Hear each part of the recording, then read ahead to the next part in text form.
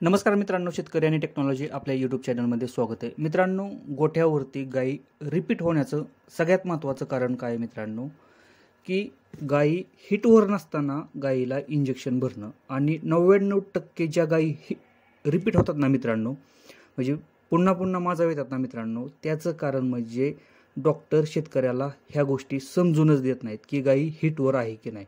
आणि यामुळे काय होतं मित्रांनो, की आपल्या गायी रिपीट होतात आणि खाली राहतात मित्रांनो. व्हिडिओमध्ये सांगणार आहे मित्रांनो, की गायी तुमची हिटवर आहे की नाही कशा प्रकारे ओळखायचं.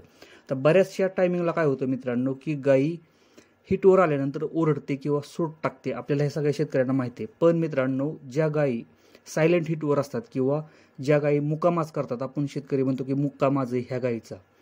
आता दूध व्यवसायातील शेतकऱ्याला ह्या गोष्टी माहीत असतात मित्रांनो, की मुक्कामाज काय आहे ते. त्या गायी रिपीट होण्याचं कारण म्हणजे गायी हिटवर नसताना गायीला ए करणं मित्रांनो. तर मी तुम्हाला सांगणार आहे की गायी हिटवर आहे की नाही, कशा प्रकारे ओळखायची, मुक्कामाज हा कसा ओळखायचा आणि गायी हिटवर आहे का, प्रॉपर हिटवर आहे का नाही मित्रांनो, तुम्हाला एका मिनिटात तुम्हाला तुमची गायी ओळखता येणार आहे मित्रांनो. यामुळे काय होणार आहे की आपली गायी रिपीट होणार नाही मित्रांनो. तुम्ही जर व्हिडिओ शेवटपर्यंत बघितला ना, तुमची गायी कधीच रिपीट होणार नाही, तुम्हाला कधीच डॉक्टर फसवणार नाहीत मित्रांनो. तर मित्रांनो, काय करायचं, लक्षात ठेवायचं की तुमची गाय हिटवर, काय करायचं की गाय हिटवर आल्यानंतर कधी पण लक्षात ठेवा, गाय हिटवर आल्यानंतर एक गोष्ट करते की गाय ओरडते. तर ते लगे आपल्या लक्षात येतं की गाय हिटवर आहे. पण ज्या गायी ओरडत नाहीत ना, म्हणजे मुक्कामाज असतो ना, त्या गायींचं आपल्याला लक्षात येत नाही की गाय हिटवर आहे की नाही.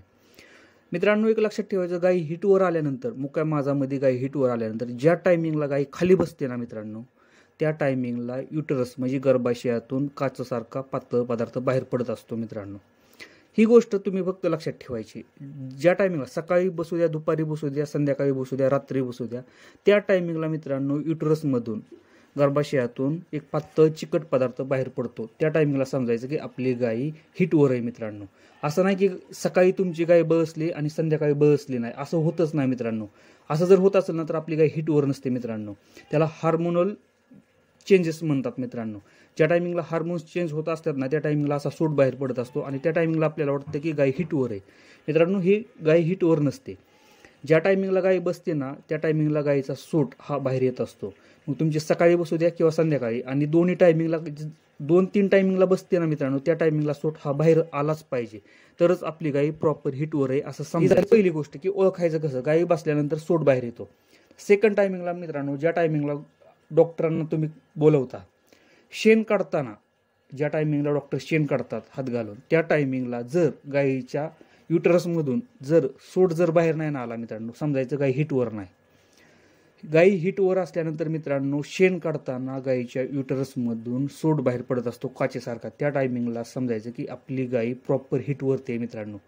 बऱ्याच टायमिंगला काय होतं की सूट हा येतच नाही मित्रांनो, तरी डॉक्टर करतात, इंजेक्शन भरतात, यामुळं आपल्या गायी खाली राहतात मित्रांनो. ही गोष्ट जर तुम्ही लक्षात ठेवलं ना मित्रांनो, तुमची गाय कधीच रिपीट होणार नाही किंवा तुमची गाय कधीच खाली राहणार नाही मित्रांनो. व्हिडिओ जर आवडला तर लाईक करा, चॅनलवरती नवीन असेल तर चॅनलला सबस्क्राईब करायला विसरू नका. धन्यवाद.